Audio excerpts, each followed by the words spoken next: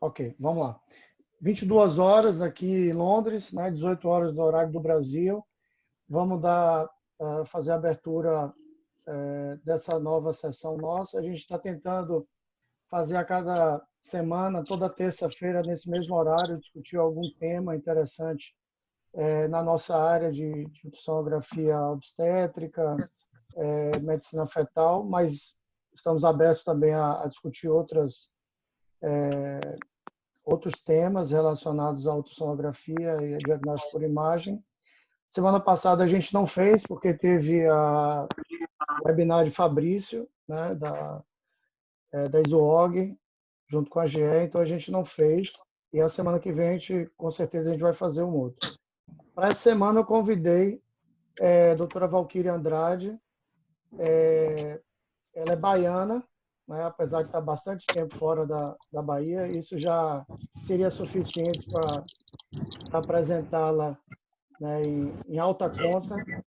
Mas, além de ser baiana, a Valquíria ela tem um mestrado, feita a formação dela na USP de São Paulo, e nós fomos colegas aqui do Fellow no King's College. Ela terminou recentemente, publicou esse trabalho, que foi um trabalho conjunto da USP com King's College e Medway Maritime Hospital. E eu queria que ela apresentasse o trabalho que ela apresentou no congresso ano passado, para a gente discutir, né, os critérios diagnósticos, gastrosquise, os marcadores de mortalidade e as diferenças entre serviços. É muito interessante que a gente está vendo pessoas de diferentes serviços para a gente poder ter uma comparação de mortalidade, de conduta e de protocolos em diferentes lugares, né?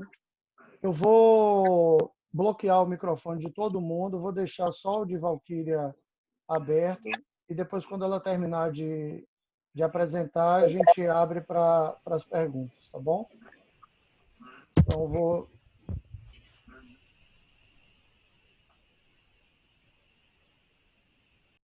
Ok. Então, Valquíria, seu microfone está aberto, você pode começar. Seja bem-vinda, boa aula, obrigado pelo convite. Obrigada, obrigada.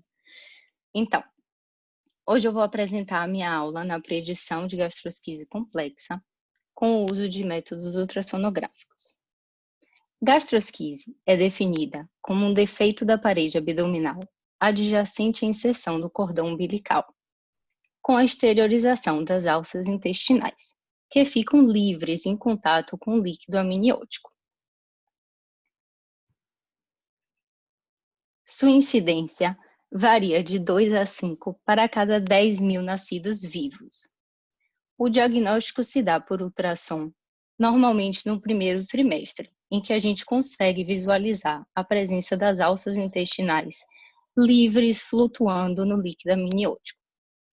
A sobrevida nos casos de gastrosquise gira em torno de 90%, a depender do centro de referência. Entretanto, alguns casos vão apresentar ao nascimento atresia, estenose, necrose, ou seja, gastrosquise complexa. Esses casos evoluem com ressecção das alças intestinais, síndrome do intestino curto e muitas outras complicações, inclusive óbito. Por isso, essa é a definição de gastrosquise complexa. Nos últimos anos, muitas tentativas foram feitas no intuito de predizer os casos de gastrosquise complexa no período pré-natal, ou seja, utilizando de métodos ultrassonográficos. Que parâmetros a gente pode avaliar durante o pré-natal dessas pacientes, que façam com que a gente consiga identificar os casos que não vão evoluir bem, já que 90% desses casos vão ficar tudo ok depois. Então, vários estudos analisaram a presença de dilatação da alça intestinal extraabdominal, presença de dilatação da alça intestinal intraabdominal. Avaliaram também volume do líquido amniótico, os casos com polidrâmino, casos com líquido reduzido. Avaliaram presença de dilatação do estômago e também exteriorização do estômago. avaliar o tamanho da abertura desse defeito, o tamanho da abertura desse defeito na parede abdominal. Avaliaram a espessura da parede da alça intestinal. Avaliaram também os casos que tinham circunferência abdominal abaixo do percentil 5. Mais um ali. E também os casos com exteriorização da bexiga.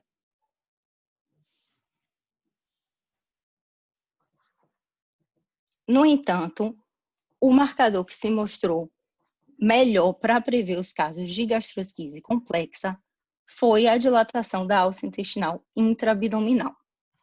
Um estudo do tipo meta-análise, publicado em 2015, mostrou que a presença de dilatação da alça intestinal intraabdominal aumenta o risco de gastrosquise complexa.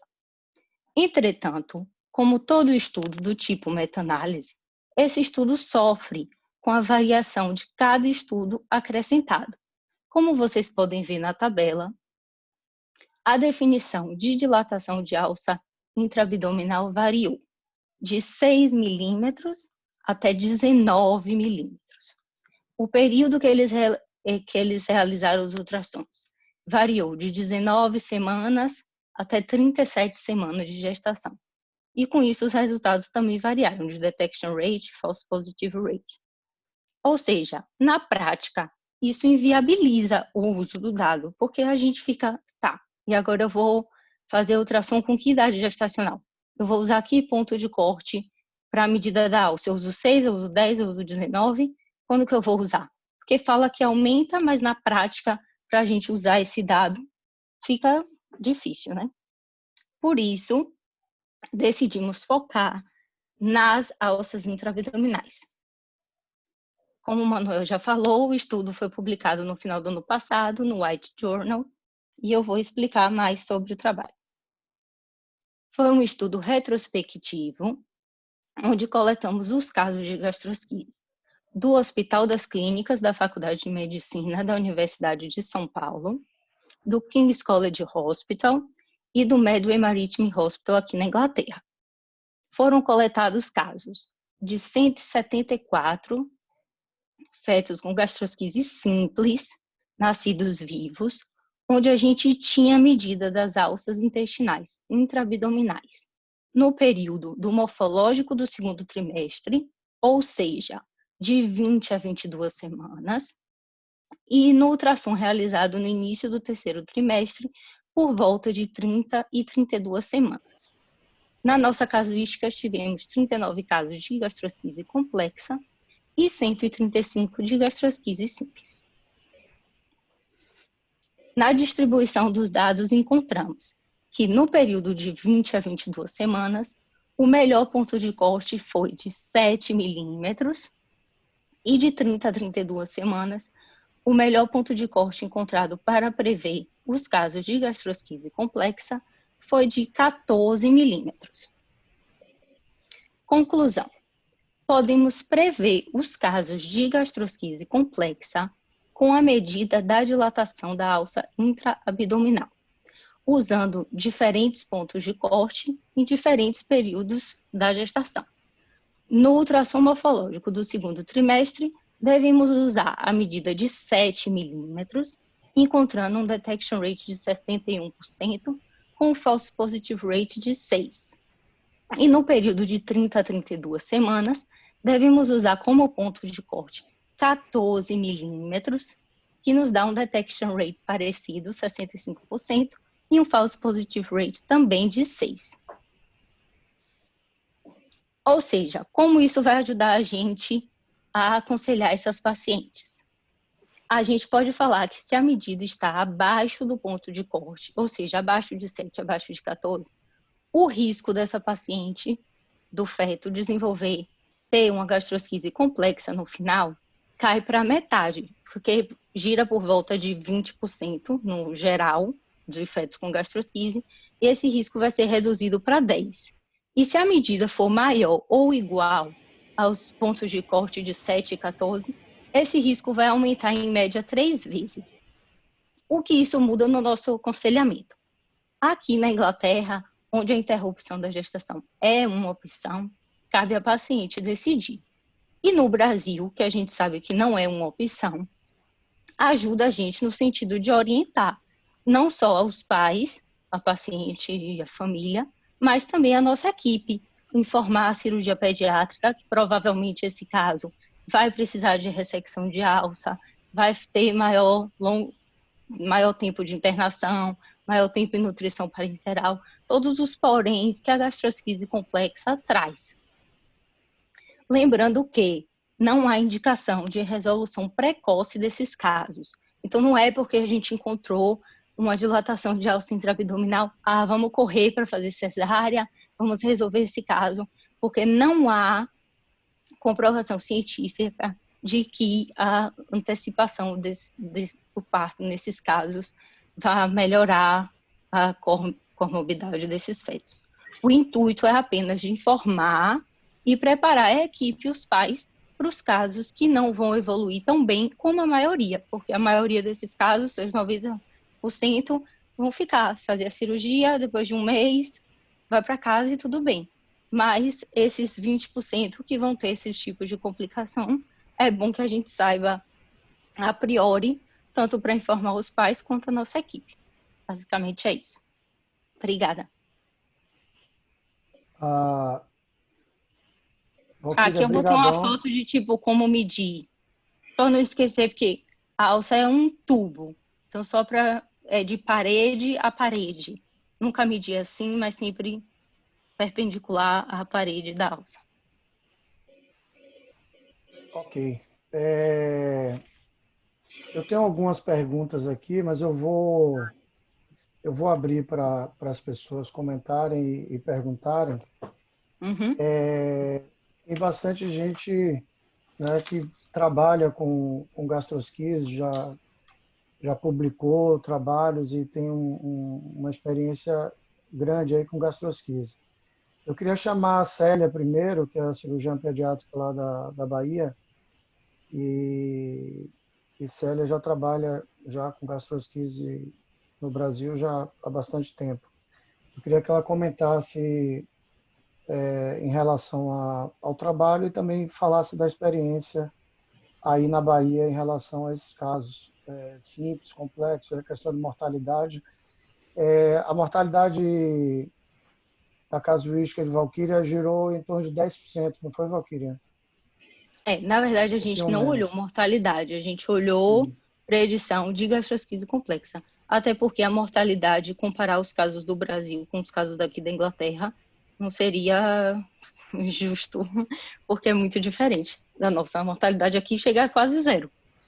Mas eu vi na sua tabela, mas eu vi na sua tabela que tem uma mortalidade, uma morte em torno de 10%.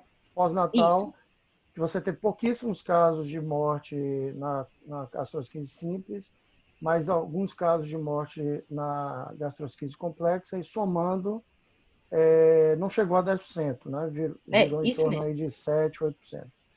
E eu queria que a gente circulasse, tem Gustavo está também participando, que é de Rio Preto, Adilson, que é de Ribeirão Preto. Eu queria que vocês falassem a experiência de cada serviço, começando com Célia, depois a gente chama Javier, da Argentina, Denise, Lapa, João também pode falar também a experiência dele, Gustavo, Adilson.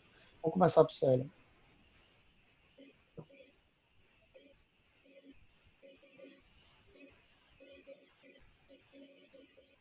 Peraí, deixa eu controlar os microfones de vocês, que senão a gente não consegue ter uma boa reunião. Célia, seu microfone está ativo.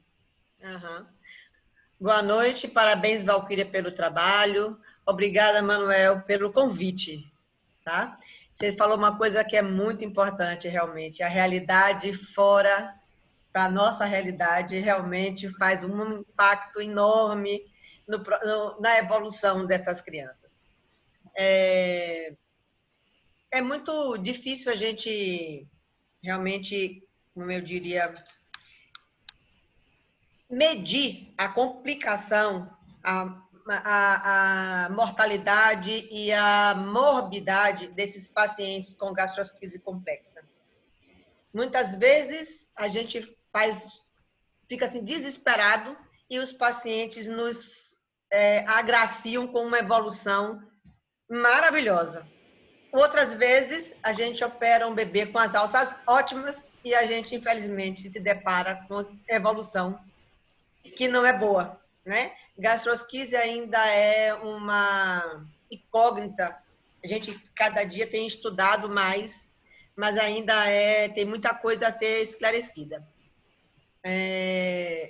Na gastrosquise complexa, o que a gente vê é que essa dilatação da alça, às vezes, nem sempre corresponde a uma atresia.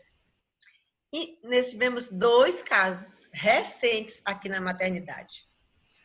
Eu achava que era uma atresia membranosa, porque eu tentava passar o conteúdo e não, esse conteúdo não passava. Uma diferença de calibre enorme de uma alça para outra, e esse conteúdo não passava.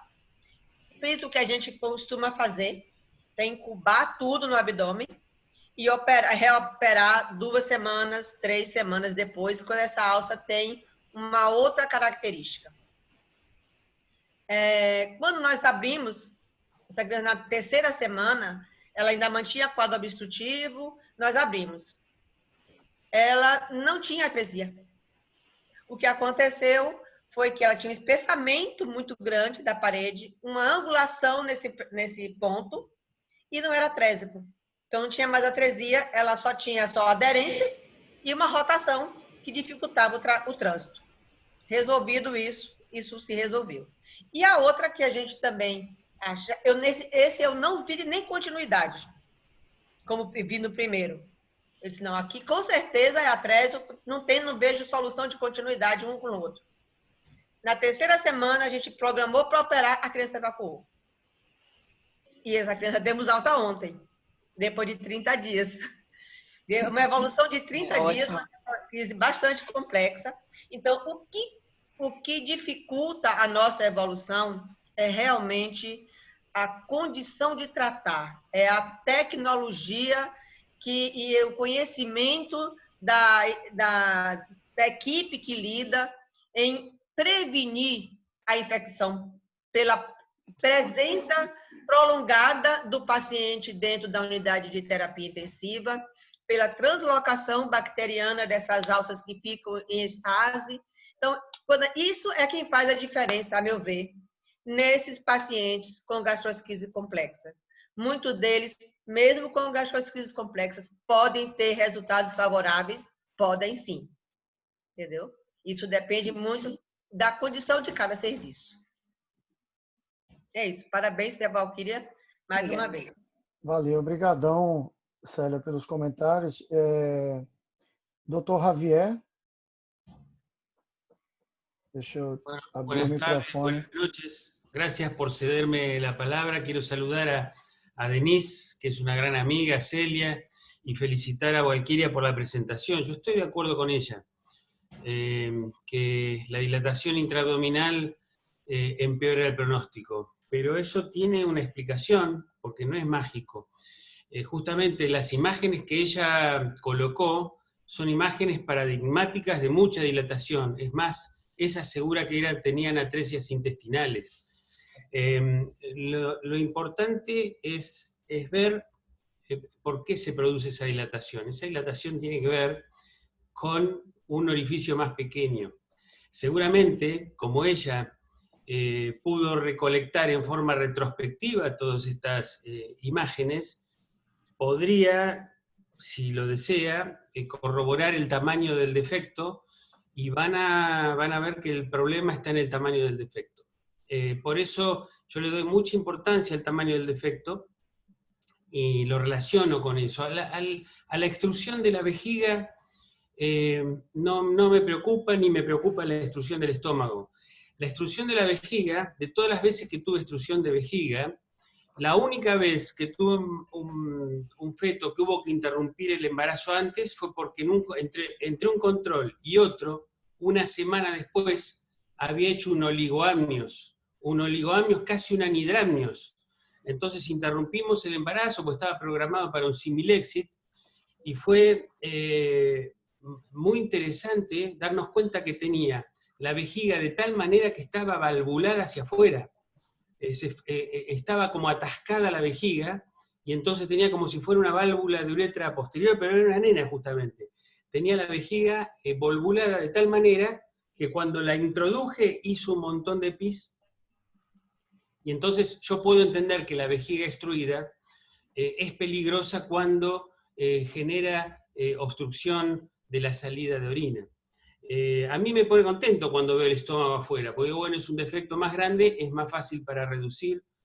Yo creo y estoy convencido que el problema es el tamaño del defecto, que eso es azaroso. Una vez yo quise hacer percentilar los defectos, y el percentilo per se es una variable de posición en una curva normal, y entonces estamos partiendo mal metodológicamente porque estamos queriendo normalizar algo que de por sí no es normal, que es patológico.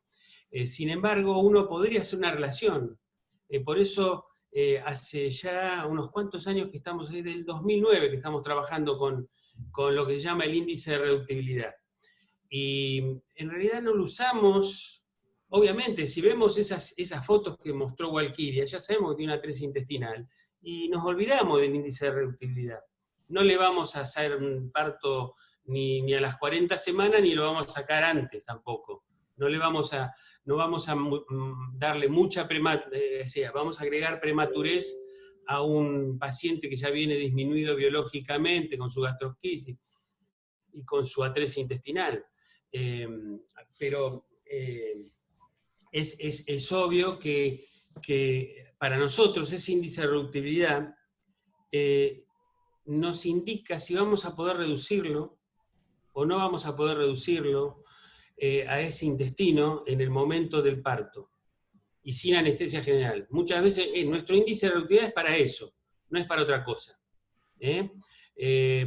Porque probablemente si con anestesia general y con relajación, el valor del índice de reductibilidad que nosotros tenemos fijados entre 2,5 y 3 como límite para reducir, si yo hiciera una anestesia general y una relajación, podría llevarlo más arriba de ese valor. Es un valor para nosotros, para nuestro hospital, donde hacemos Similexe y los bebés pasan sin intubación, aun cuando necesitan un silo, aun cuando son complejas.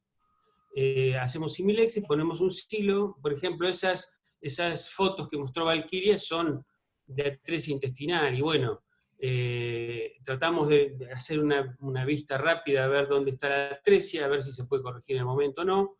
De entrada trataríamos de incubar todo, y en un segundo momento trataríamos de resolverlo, sobre todo si son atresias múltiples. De todas las variables para tratar de ver pronóstico, el PIL, obviamente, porque el PIL es un engrosamiento, pero no es que se hipertrofia la pared, porque cuando se hipertrofia la pared por obstrucción, hay el colon, el estómago, si los obstruyen, tiene mucha capacidad de hipertrofiar la pared. Hay que ver esas capas de tejido conectivo que encapsulan, esas son las que son una respuesta a diversos grados de estrangulamiento del intestino. Entonces, nosotros ponemos el espesor de la pared por la longitud, el diámetro del asa centinela, sobre el tamaño del orificio. Y en base a eso hemos visto que hasta 2,5 se puede, entre 2,5 y 3 también, con un poquito más de dificultad, pero más de 3 ya no lo vamos a poder reducir. ¿Qué más? Mucho más para agregar no tengo. Muy difícil de correlacionar con pronóstico, porque, como decía Celia, muchos que son de mal pronóstico porque están con muchas dilataciones, nos va espectacular, y el problema que tenemos son las gastrosquisis simples, que tenemos problemas. Así que, bueno, yo no sé si quisiera dejar espacio, porque veo que hay muchos profesores en la audiencia, así que felicitar una vez más a Walkiria y saludar, y gracias, Manuel, por cederme la palavra. Professor, nós é que agradecemos, é um orgulho a gente ter o senhor aqui na reunião, na apresentação. tem alguns residentes aí mais novos, né, que não devem conhecer ainda o professor Javier, mas ele é um pioneiro na técnica da cirurgia de gastrosquise no momento do parto. Ainda é uma técnica que a gente precisa ainda, né, de alguns trabalhos mais longitudinais para a gente comprovar cientificamente o que ele tem de experiência prática, mas claramente ele mostra uma redução da mortalidade quando você faz ali no ambiente de antisepsia, ainda no intraparto. Existe uma discussão em relação ao parto normal e cesárea, porque a gastrosquise, classicamente, ela não tem indicação de você fazer parto por via alta, e na técnica do professor Javier teria que obrigatoriamente fazer o parto por via alta. Então, mas é assim uma satisfação muito grande para a gente tê-lo aqui na reunião, e eu acho que a gente pode enriquecer mais esse debate, chamar Denise Lapa, que também tem uma experiência grande aí nos casos de gastrosquise, e tem um relato, né, do ano passado de ter feito uma cirurgia intraútero. Queria que a Denise desse a opinião dela e comentasse em relação ao trabalho de Valquíria e também em relação à experiência prática e em relação à mortalidade também nesses casos. Bem-vindo, Denise. Obrigada, Manuel. Valquíria, parabéns. Obrigada. Sempre que eu vejo um brasileiro, feminino ou masculino, brilhando lá fora, para mim é muito orgulho. Acho que a gente tem que se orgulhar muito do que a gente faz aqui, da nossa capacidade. Eu vivo dizendo isso inúmeras vezes. Nós temos um complexo de tupiniquim latino-americano muito arraigado na cultura de todos nós, mas eu acho que nós temos uma das melhores mentes em relação à gastrosquise é o Javier. Eu conheço ele há muito tempo e acredito, porque vejo na prática as coisas que ele fala fazem um sentido muito grande, mas não tem a capacidade da produção científica entre os tem. Com a Mielo, acho que a gente pode deixar um pouquinho de lado esse complexo de tupiniquim latino-americano, viu, Javier? E avançar um pouquinho mais. As nossas realidades são literalmente muito diferentes e não adianta a gente tratar aqui no Brasil, aconselhar os pais com a realidade da Inglaterra.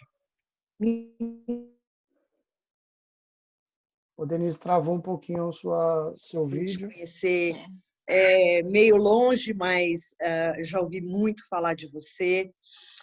Minha família é do Nordeste, então eu tenho um apreço muito grande pelos nordestinos e acho que todo esse conjunto de coisas que a gente pode fazer aqui vão ser importantes para outras pessoas também. Eu digo isso. Minha pergunta para você, Valquíria, é a seguinte, ou até para o Manuel, que está aí, né?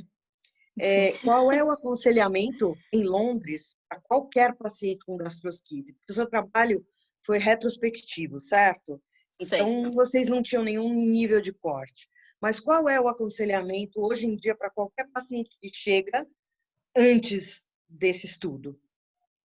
Eu vou acrescentar aqui, Val, porque Luciana pergunta, junto com essa pergunta de Denise, qual o segmento de ultrassom proposto? Quer dizer, qual o intervalo que você orienta fazer esse exame de ultrassom? E vou acrescentar também em relação ao parto, né? Se muda alguma coisa em relação ao parto, se indica uma indução do parto. A gente sabe que aqui não se faz cesárea para gastrosquise. Eu vou poder falar. Só em caso, né, de indicação obstétrica. Mas eu queria que você desse um panorama assim. O paciente chegou, geralmente no primeiro trimestre, dá o diagnóstico. A partir daí, ela vai ser encaminhada para que serviço, em que ponto ela vai visitar o cirurgião pediátrico, em que, né, qual a periodicidade, follow-up. E quantos por cento interrompem a gravidez? Ah, a grande maioria. Então, a grande É maioria é diferente, elas não querem. 80%, Sim, 60%. mesmo que você fale que a chance, que a mortalidade é baixíssima, que é menos de 10% no nosso serviço, porque aqui é bem menor do que 10%, a taxa de mortalidade, elas não querem o bebê com nada, até pé torto, elas querem interromper, que está uma gastrosquise. A mentalidade é completamente diferente dos nossos pacientes no Brasil. E o Então, é por aconselhamento isso vai que muito disso. Então, Valquíria, Claro que é por isso que o resultado deles é tão bom, entendeu? Só não, sobra pouca também, gente. também, também. Eu acho que também, claro, com certeza, isso também pesa. Porque elas aqui, elas não querem, mesmo que você diga que a taxa de mortalidade é baixa. Agora, claro, com esse dado que acrescentou, com esses marcadores ultrassonográficos, claro que se ela chegar, você pode falar para ela, a mortalidade gira em torno de 10%. Você vem fazer seu anomaly scan, seu morfológico de segundo trimestre. Se a alça já está dilatada nesse período, eu posso falar, olha, aquela mortalidade que era menor que 10%, agora talvez não seja mais um caso tão bom. Essa mortalidade pode ser que seja 3 vezes mais, porque ela ainda tem a opção de interromper nessa fase. Então, isso é o que muda o aconselhamento das pacientes daqui. Por isso que foi assim tão importante, o prof ficou tão em cima de achar um ponto de corte numa idade gestacional mais precoce, para que mudasse o aconselhamento das pacientes aqui. Porque no Brasil, é claro, a gente vai falar e vai acompanhar essas pacientes, como a gente acompanha todos os casos de gastrosquise. Aqui, normalmente, a gente faz a partir de 30 semanas, ultrassom a cada 2 semanas, sendo que, claro, que se o líquido estiver reduzindo, ou tiver um polidrama, a gente vai olhar o colo, vai mandar voltar 1 semana para a gente ver como é que tá. Até porque esses fetos com gastrosquise também tem avaliação da vitalidade fetal, porque a taxa de óbito intraútero é maior, ou seja, quando a gente vê que alguma coisa está mudando, a gente já fica mais de olho nesses pacientes, faz elas voltarem mais tempo, faz cardiotocografia também, não só ultrassom. Isso que muda mais, assim, na avaliação. Basicamente é isso, mas de aconselhamento de paciente, com certeza, no Brasil não é o mesmo que a gente vê aqui, e porque não é também a mesma paciente, o perfil é completamente diferente. Em relação à data do parto, eles Isso. Em relação à data do parto, eles aqui fazem... a gente sabe que nos fetos de gastrosquise, eles vão entrar em trabalho de parto espontâneo, prematuro, mais de 60% dos casos. Os casos que não evoluem para trabalho de parto prematuro, eles marcam indução aqui do parto por volta de 38 até 39 semanas. Eu vi muitos casos. Coisa que aí no Brasil a gente costuma não esperar tanto tempo assim.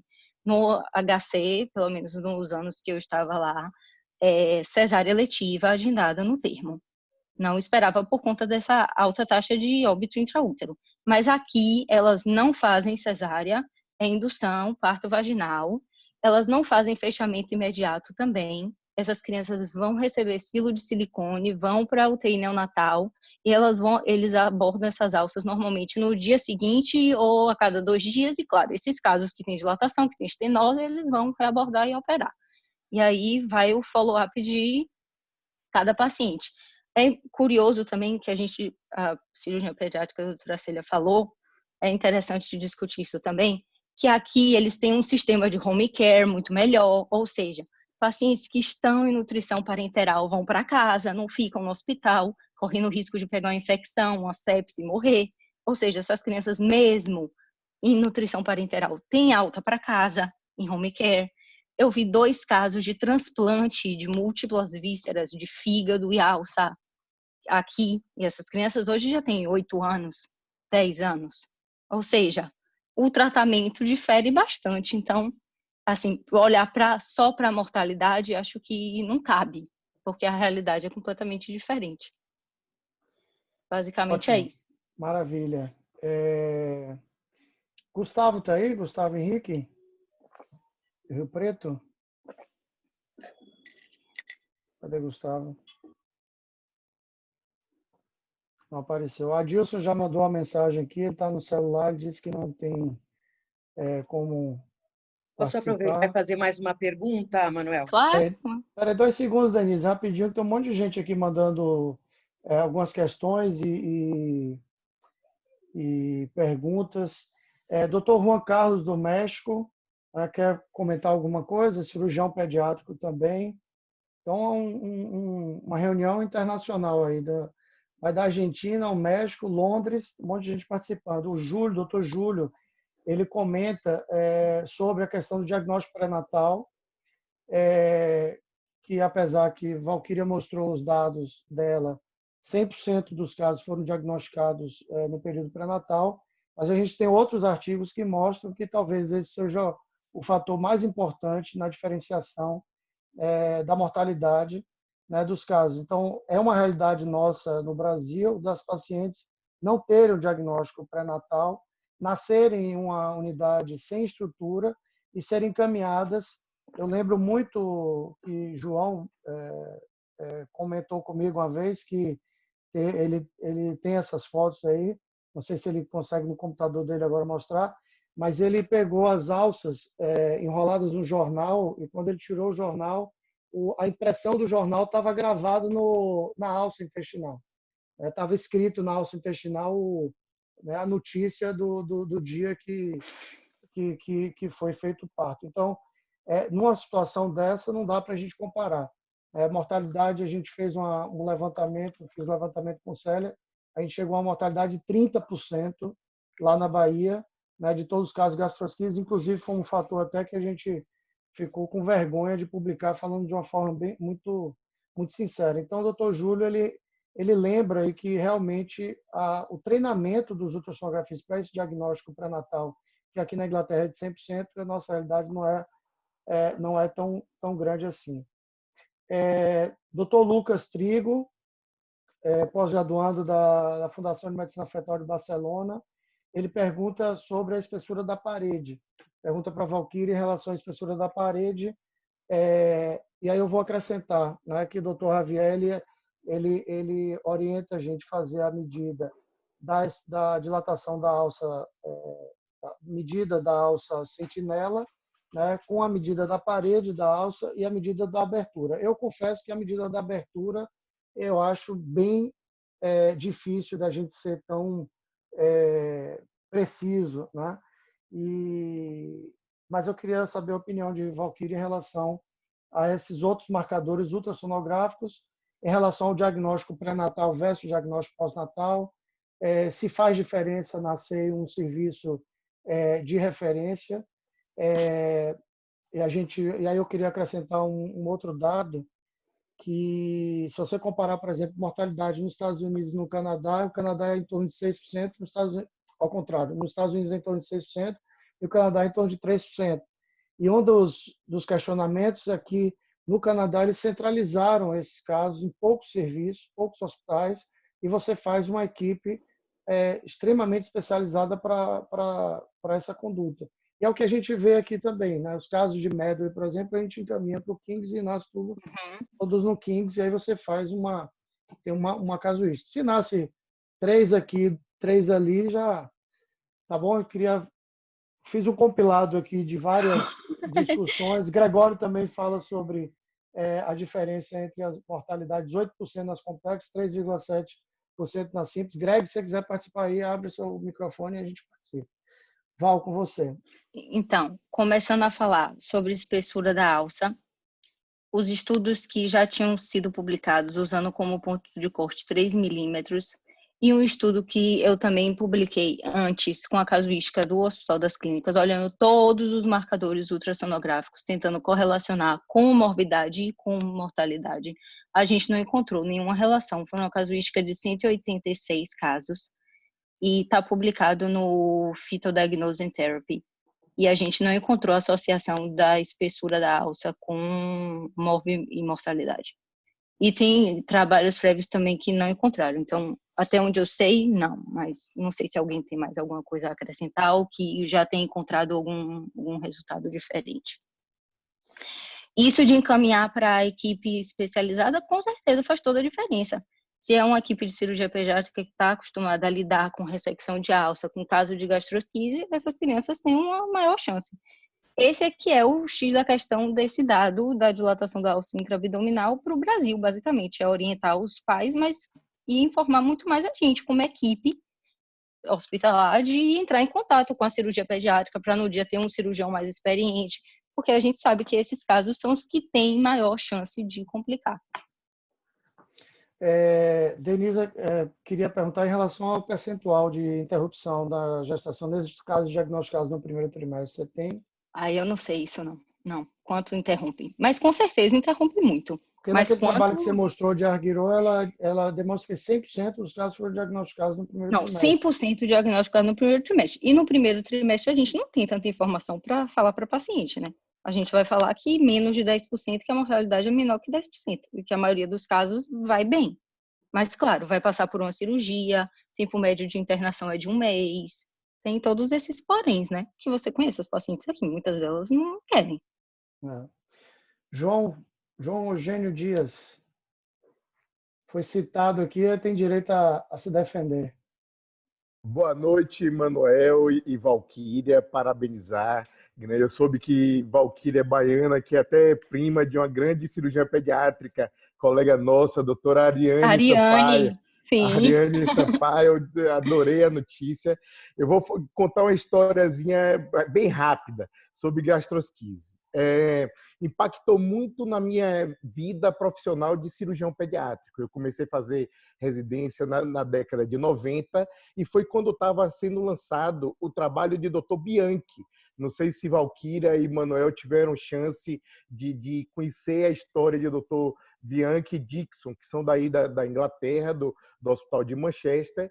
E quando ele publicou a primeira vez a técnica de redução eletiva de gastrosquise. Isso teve um impacto grande já naquele momento, que até então todos os casos eram operados. E em São Paulo nós fomos os primeiros no Daci Vargas a começar a fazer a técnica de Bianchi. Tivemos bons resultados no início, mas gastrosquise sempre foi uma coisa que deixava a gente sempre muito triste. Crianças que nasciam com alças aparentemente muito boas e que a evolução era ruim, e crianças às vezes que nasciam com alças piores e tinham a evolução melhor. E durante os anos 2000, na década de 2000, viemos sempre fazendo Bianchi e colocando um silo, que era um silo suturado, até que chegou em 2014, e por meio de Célia Brito, como ela falou, eu tive conhecimento e conheci o trabalho de Dr. Javier Svetliza, argentino.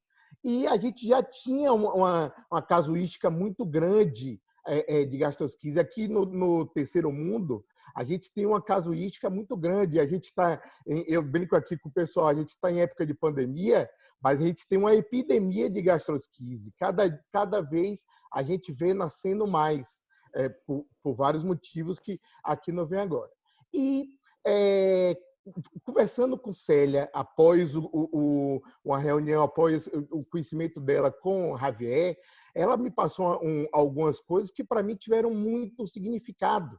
Primeiro que na maioria dos casos, quando a gente leva a uma gestação de gastrosquise até o final, até o termo, 40 semanas, quase 100% dessas crianças vão nascer com a qualidade de alças muito ruim, como o Javier fala, em um PIO grau 3 a 4, e que com prognóstico quase sempre muito ruim também.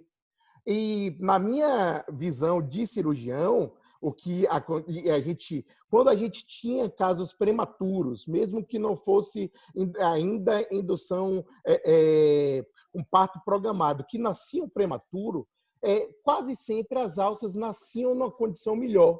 Então, o que, mesmo sendo, não parando tanto para estudar mas a gente tem uma impressão que esse tempo de gestação até o final, as crianças evacuam mais, têm mais exposição ao líquido amniótico, e o que parece é que o defeito em relação à dilatação das alças. E isso cria, para mim, numa visão, como uma hérnia encarcerada, com um aumento de espessura das alças e uma piora na qualidade, e com isso uma piora no prognóstico. Então, isso é só contextualização.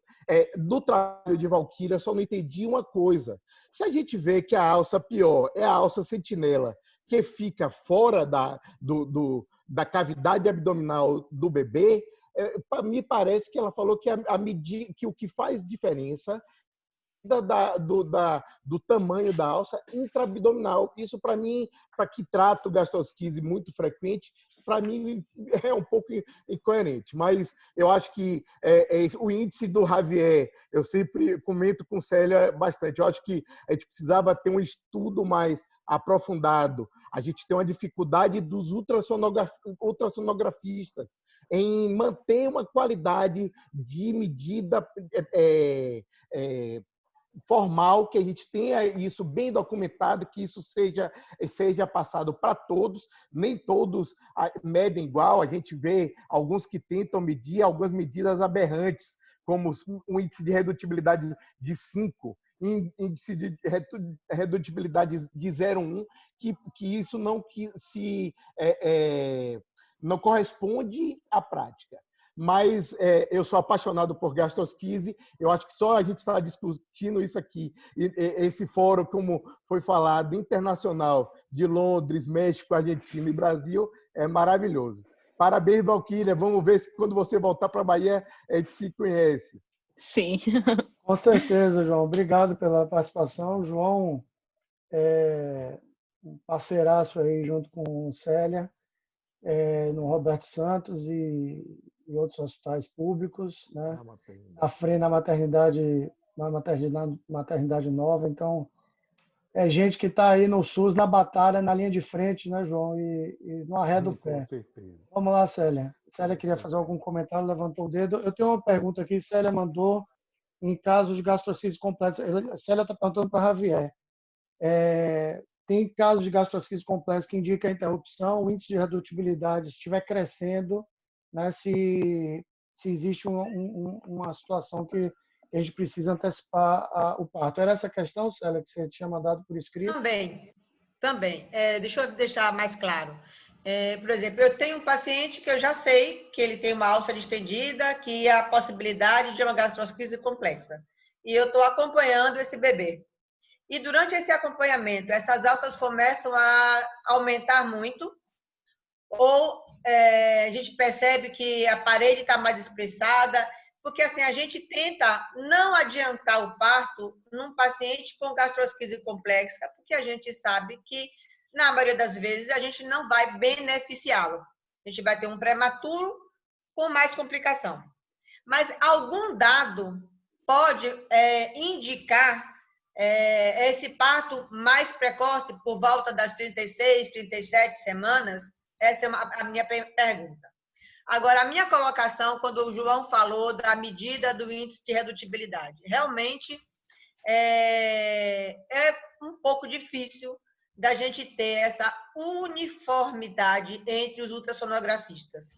Exemplo, essa semana passada, tem 3 semanas hoje, eu estava operando, quando chegou a residente, doutora Célia, tem uma gastrosquise, a ultrassonografista está com uma gastrosquise lá na porta com um índice de redutibilidade de 0,1.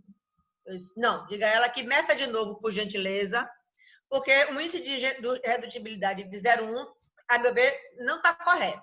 Aí foi, daqui a pouco volta a mesma residente, não é 0,1, é 0,98. Eu disse, tá bom, diga a ela que peça a paciente para voltar na próxima semana. A paciente voltou uma semana depois e o índice de redutibilidade era de 3,6. Acho que também não está correto, mas vamos observar mais um pouquinho. Eu não estava no hospital na hora, vamos voltar, me manda a paciente na volta na próxima semana. Essa semana, ontem, era de 2,7. Então, é uma dificuldade muito grande para nós indicarmos um parto que a gente realmente não sabe qual é real esse índice de redutibilidade, entendeu? Eu disse, não, eu não vou indicar. Não vou indicar cesárea dela. Doutor Javier. Bueno, en principio quiero dejar algunas consideraciones. El tema de la edad gestacional de ese embarazo. En nuestro medio, muchas veces el embarazo se se diagnostica cuando ya lleva más de 20 semanas, y entonces es muy común hacer un subregistro de la edad gestacional. Y nosotros podemos llegar a darnos cuenta, por eso yo festejo y celebro que los cirujanos pediatras nos involucremos con el diagnóstico prenatal. Un estudio de gastrosquisis, un estudio ecográfico prenatal de gastrosquisis, no se termina si no está medido el orificio. Y hay un truco para medir el orificio que es conseguir primero hacer en el tórax el corte de las 4 cámaras. Es decir, yo tengo un corte transversal propiamente dicho, bajo, veo el estómago, sigo bajando, y en un buen corte transversal veo la implantación del cordón, y puedo ver dónde se interrumpe, dónde hay una solución de continuidad de los planos músculo-aponeuróticos, y consigo verlo. Es cierto lo que dice Celia, mucho problema cuando uno se larga sin tener nociones anatómicas. Es muy difícil para el ecografista, para un residente joven, muy jovencito, que le digan medime el asa, y a mí me han mandado asas de 35 milímetros, entonces voy a verlo, y quién le hizo la ecografía, y veo que miden el asa, la longitud del asa. Digamos, uno tiene que saber dónde hace la rodilla. Es decir, yo le explico, yo la manguera quiero saber el ancho, no el largo, porque está mal el largo es variable, el ancho es fijo. Entonces, de esa manera yo me involucro con los ecografistas hasta que todos hablamos el mismo idioma. Es muy, muy, muy importante que los cirujanos nos involucremos. Yo estoy muy feliz porque en la foto que mostraba Valquiria yo le puedo decir adentro del abdomen dónde está el estómago y el duodeno y cuáles eran el intestino delgado. ¿Me entiende? Porque yo ya aprendí eso. O cuando me dicen, es una gestación de 30 semanas y el asa centinela mide 16 milímetros.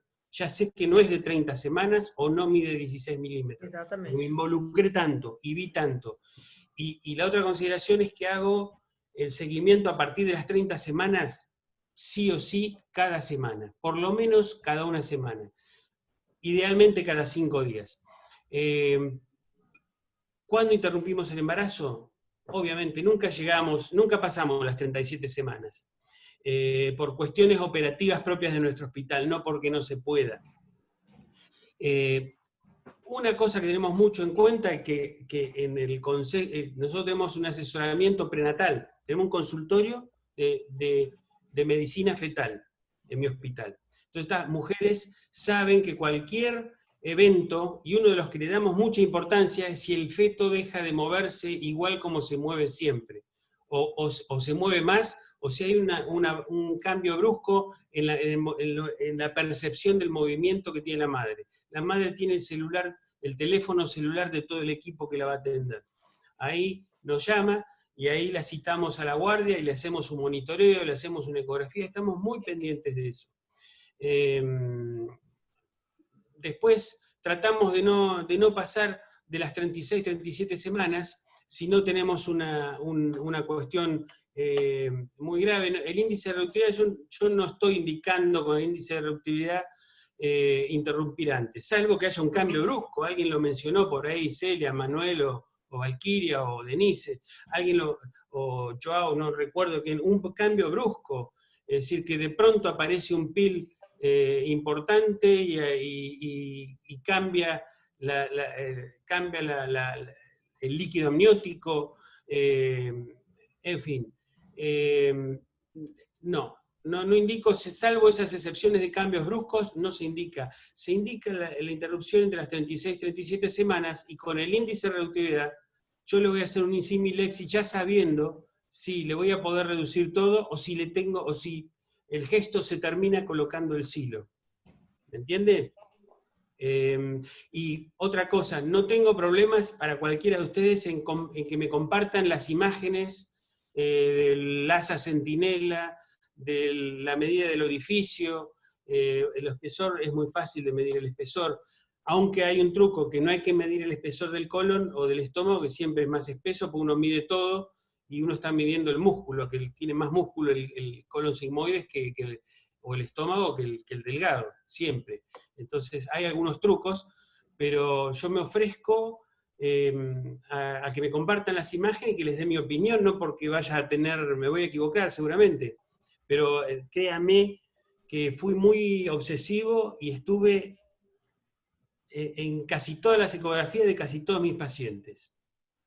Así que bueno, me llamo así. Maravilha. Muito obrigado, doutor Javier. Rafael pergunta, Valquíria, se existe algum marcador de gravidade no primeiro trimestre ou apenas você dá o diagnóstico e pronto na gastrosquise Não, no no primeiro trimestre, né? trimestre você vai dar o diagnóstico e a casuística de geral, porque não tem marcador nenhum no primeiro trimestre. E falar para ela que no segundo trimestre a gente vai medir se tiver dilatação de alça intestinal intraabdominal e aí a gente muda o aconselhamento. Mas quando a gente faz o diagnóstico, que é aqui durante o morfológico de primeiro trimestre, o aconselhamento é com a casuística geral, de que a mortalidade é menor do que 10%, mas a gente não acrescenta nada, não tem nenhum marcador, nada que a gente consiga olhar, não que eu saiba até hoje. No primeiro trimestre, pelo menos. Tá. Doutor Gregório Acácio, grande abraço. Não sei porque que ele está mandando mensagem e não entra no vídeo. Ele está perguntando o seguinte: se você tiver um caso no segundo trimestre que tem uma dilatação da alça intraabdominal maior que 7 milímetros, maior ou igual que 7 milímetros, mas no terceiro trimestre, com 30 a 32 semanas, eu vi essa aqui. dilatação é menor do que 14 milímetros, o que é que prevalece? O prognóstico pior dos 20 semanas ou melhor com 30 semanas, que está mais próximo do parto? Qual é a sua opinião? Então, é pouco provável que esse feto já tenha a dilatação de alça lá atrás com 20, 22 semanas e que com 30 e 32 ele não tenha, porque isso é progressivo. Vem da atresia e isso vai acumulando líquido e a alça só tende a dilatar, não vai encolher. Mas o trabalho mostrou que no ponto de corte ou um ou outro, não precisa ter nas duas avaliações, não. Mas então, você se você considera... tem o Greg apareceu aí sem barba, quase não reconhecia. E aí, Greg? A sua pergunta foi essa, né? Eu tô te habilitando aí. Se você tiver um dos dois, qual que você considera pior vale. ou melhor? É isso. É porque assim, eu imaginei que fosse isso, porque se eles aconselham ou dizem para o paciente que o prognóstico vai ser ruim a ponto de eles optarem por interrupção já com essa medida, é porque eles acreditam que isso não vai mudar entre 30 e 32 semanas. É isso, né, Valquíria? É isso. E a outra dúvida é em relação à idade gestacional. Eu vi aí que na amostra sua aí, as complexas nasceram com 35 em média e as outras ao redor de 36. Programados ou está relacionado? Não, trabalho de parto espontâneo. No Hospital das Clínicas, a gente resolve todos os casos de gastrosquise no termo, 37 semanas, não passa disso. E as pacientes que não nasceram via vaginal vão ter cesárea letiva com 37 semanas e fechamento imediato, se possível, ou não, silo e tudo mais. E aqui na Inglaterra, eles são mais flexíveis, porque eles são mais assim com parto vaginal. Eles não aceitam cesárea e não querem. Então, elas esperam, não tem indução de todas as pacientes com 37 semanas. A gente sabe que na maioria dos casos de gastrosquise, eles vão nascer antes de 37 semanas de todo jeito, né? Querendo a gente ou não. Mas aqui não tem não é tão rigoroso a indução com 37 semanas.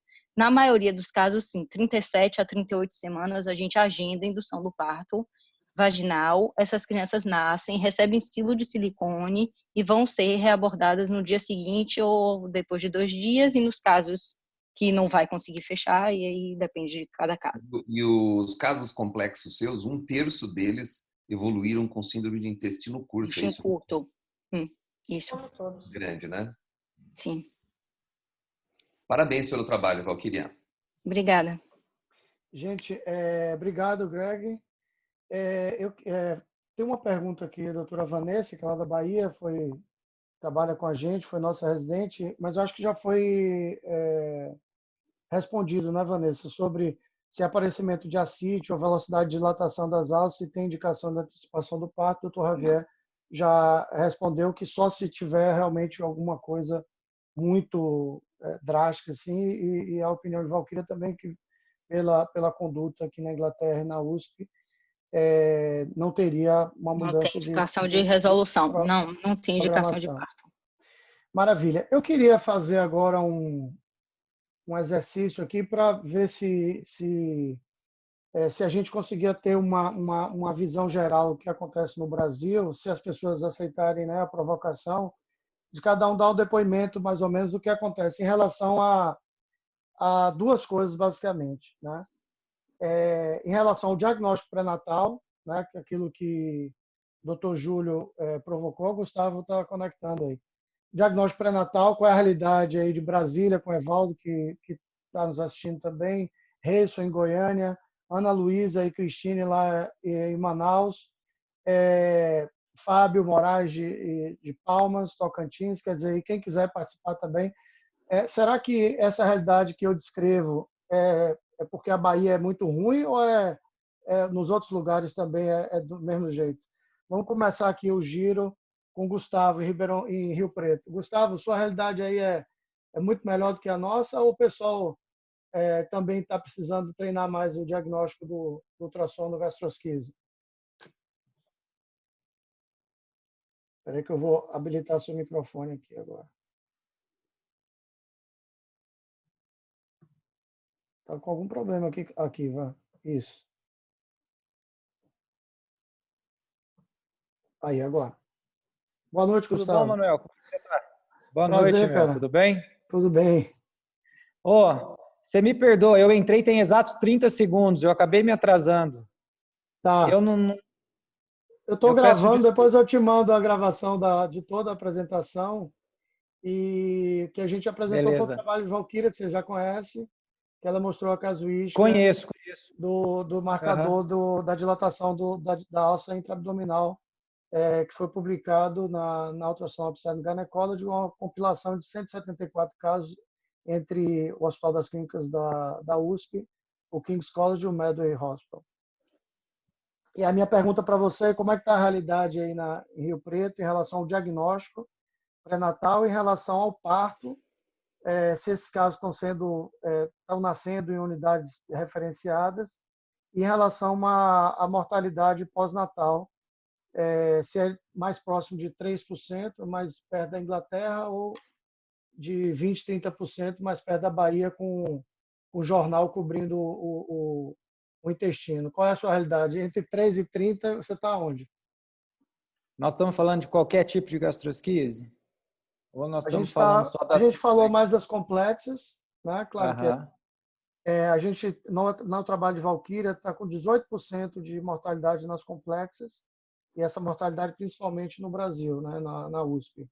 E 3,7% de mortalidade nas simples. Mas, de uma forma geral, a mortalidade de gastrosquise, quando você coloca, né, de uma forma geral, você tem em torno de 6, 7% aqui nos países desenvolvidos, e 3% no Canadá, 6% nos Estados Unidos, e no Brasil gira em torno de 10% e pode chegar até 30%, dependendo do caso. Manuel, aqui na nossa realidade, que a gente de fato resolveu prestar mais atenção nos fetos portadores de gastrosquise, foi quando da vinda do Javier, que nos ouve, inclusive, né? Isso foi em julho de 2014, quando nós, de fato, vestimos a camisa da gastrosquise, e coincide com a nossa mudança de protocolo de tratamento também. De julho de 2014 até agora, nós temos 25 casos tratados no serviço e 2 óbitos. E isso, 25 casos, eu estou falando de gastrosquises simples e complexas. Com relação às gastrosquises complexas, são 5 casos dos 25, e os óbitos é 1 caso de complexa e 1 caso de gastrosquise simples, que foi um caso até que assustou demais a gente, porque o bebê teve uma evolução fatal em 48 horas de vida, com uma sepse sem controle. Assim. Foi uma evolução para um choque séptico muito grave e muito rápida. E era uma gastrosquise simples, não era complexa. Com isso, eu acho que a gente vai cair nessa taxa de mortalidade aí de 6, 7%, mais ou menos, como você disse. Maravilha. Denise está lembrando aqui que o Jada ia participar hoje, também não deve ter conseguido entrar. Que também ele fez levantamento lá também em Portugal e a mortalidade também é alta. Fábio Moraes, de Palmas, Tocantins. Cadê Fábio?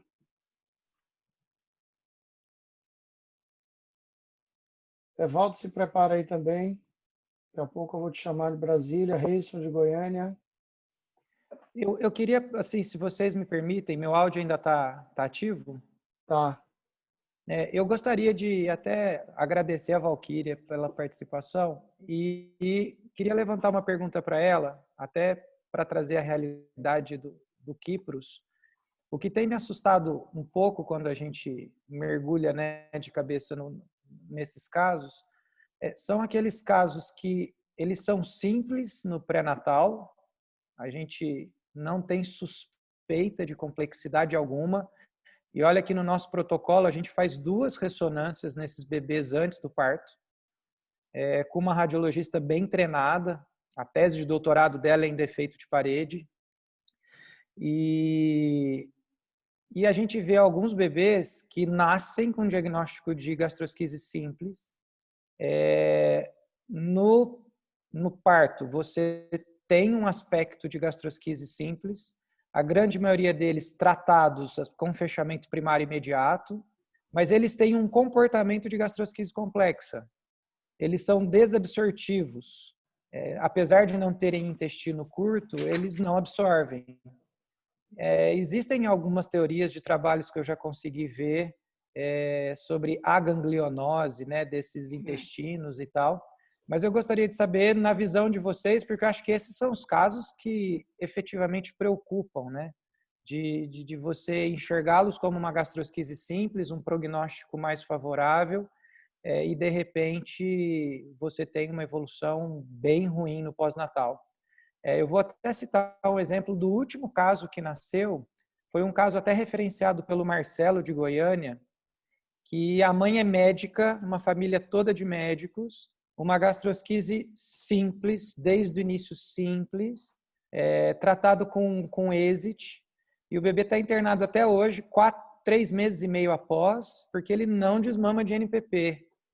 Ele vai ganhando peso com NPP, começa aquela redução gradual, a dieta mista, tentando aumentar a dieta interal, tirando NPP, ele começa a perder peso, faz anemia, e você vê que é uma gastrosquise simples com comportamento de complexa, como se fosse um intestino curto.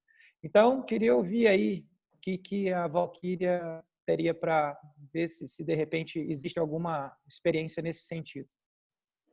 Não, esses casos, com certeza, a gente não vai detectar pré-natal, porque, como você mesmo disse, se comporta como uma gastrosquise simples. Aí, esse problema da alça é mais, não de tamanho, como no intestino curto, mas de motilidade. Porque se essa alça não funciona e não absorve os nutrientes, ela se comporta como uma síndrome do intestino curto, com um tamanho de intestino normal. Esses casos são atípicos, a gente não vai conseguir diagnosticar no pré-natal, porque o marcador não vai existir também, né? Não vai ter dilatação de alça intraabdominal. Esses casos a gente vai, assim, perder mesmo, infelizmente.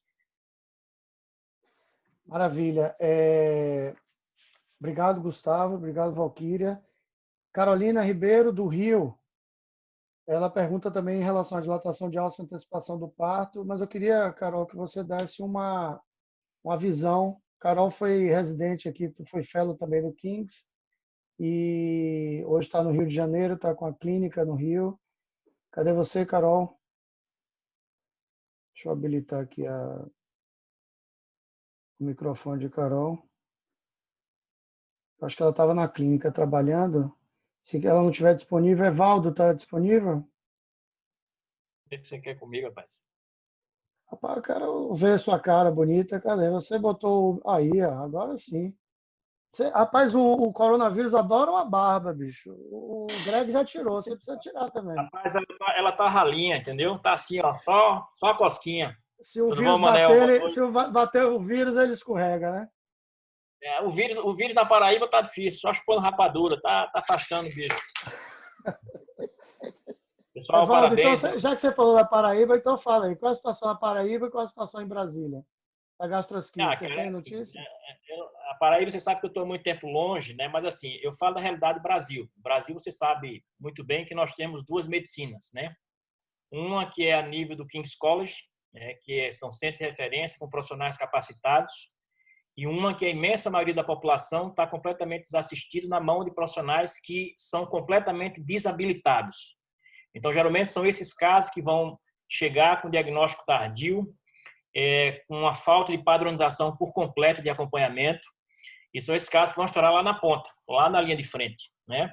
Então, estava vendo ainda há pouco, eu cheguei, mas a Valquíria tinha acabado a apresentação, seu trabalho é muito interessante, eu tinha visto, mas eu cheguei exatamente no momento que a colega estava falando da diferença da ausência de padronização dos parâmetros, né?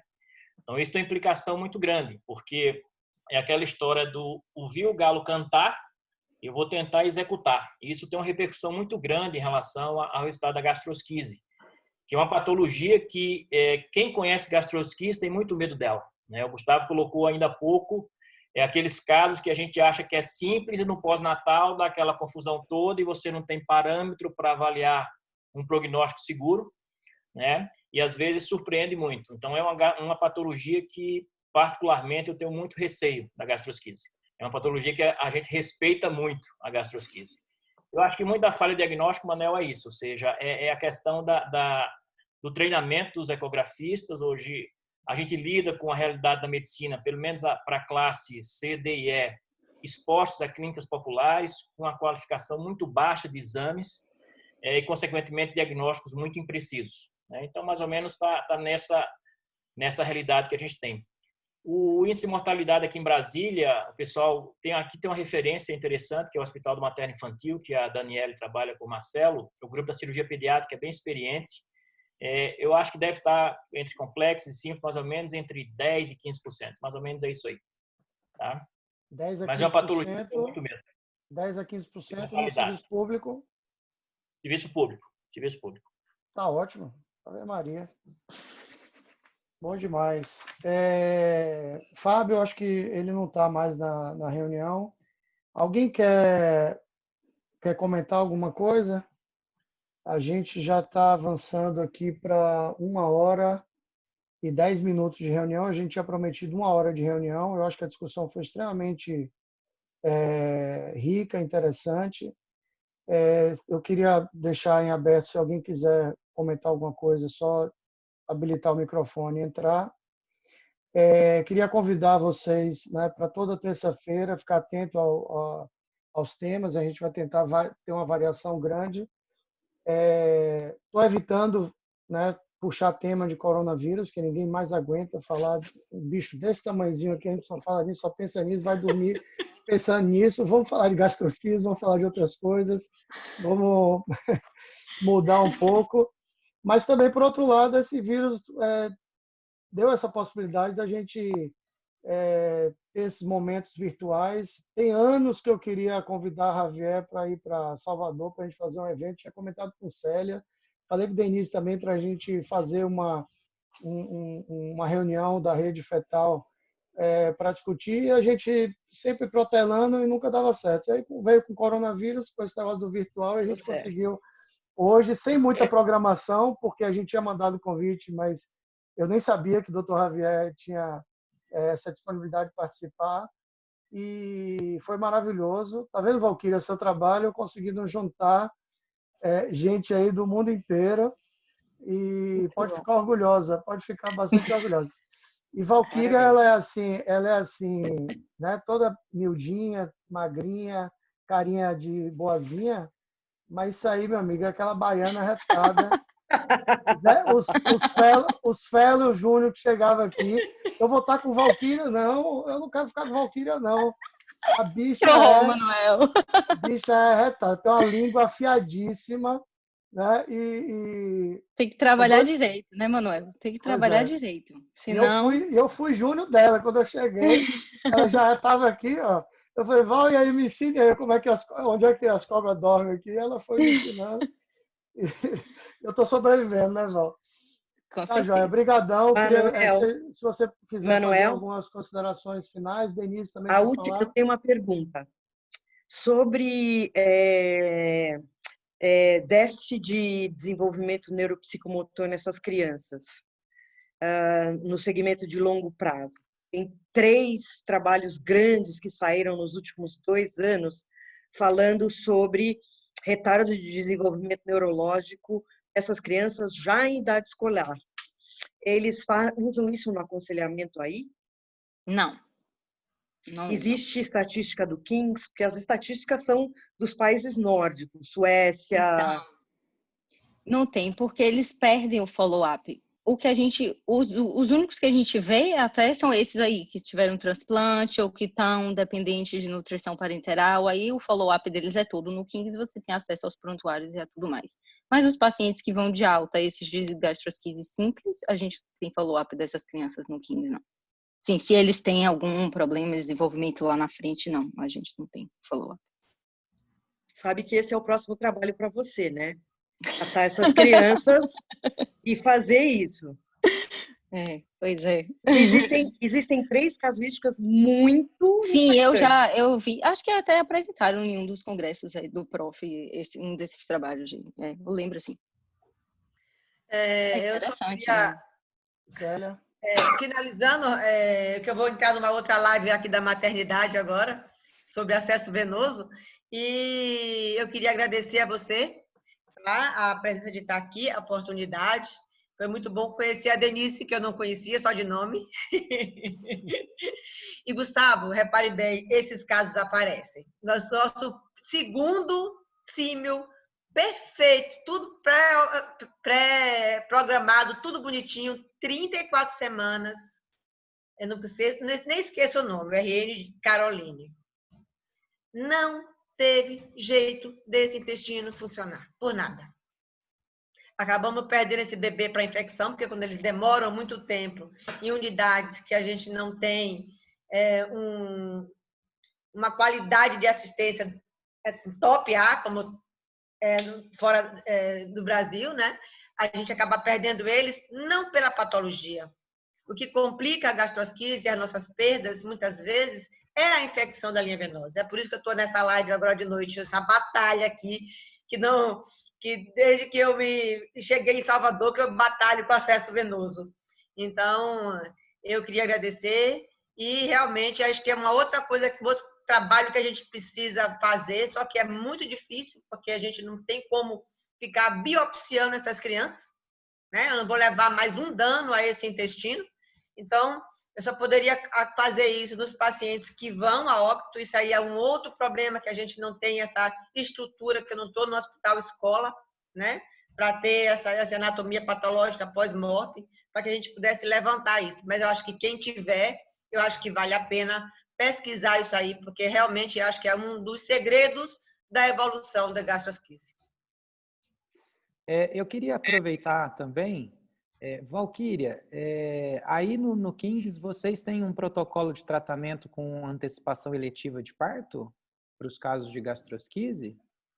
Então, aqui, a gente tinha discutido até, mas então aqui eles induzem o parto no termo por volta de 37, 38 semanas, por via baixa, indicação de cesárea, só indicação obstétrica mesmo. E eles não fazem fechamento imediato, eles colocam silo de silicone e vão reabordar essas crianças no dia seguinte ou 2 dias após o nascimento. Então, indução de 37 a 38 semanas. Maravilha. Entendi. Gente, muito obrigado. Alguém quer comentar alguma coisa? Reison, de Goiânia, quer comentar alguma coisa? Ana Luísa, de Manaus, Cristina, de Manaus. Tá bom. Tranquilo?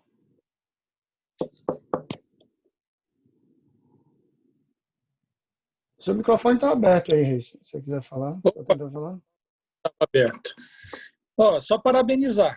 E, assim, a gente fica com o desejo que determinadas coisas que a Valquíria apresentou aconteçam por aqui também, né? De centralização das coisas, de organização de serviços de saúde, porque é um desespero, que só chega para a gente em diagnósticos tardios, É difícil esses diagnósticos precoces, só chegam para a gente na nossa mão tardiamente, e não existe uma organização dos sistemas de saúde, da sociedade, não existem números, não existem estatísticas, e a gente fica recorrendo aos colegas de fora, ao Gustavo, né, e a rede fetal, que é uma coisa que a Denise criou e que ajuda bastante hoje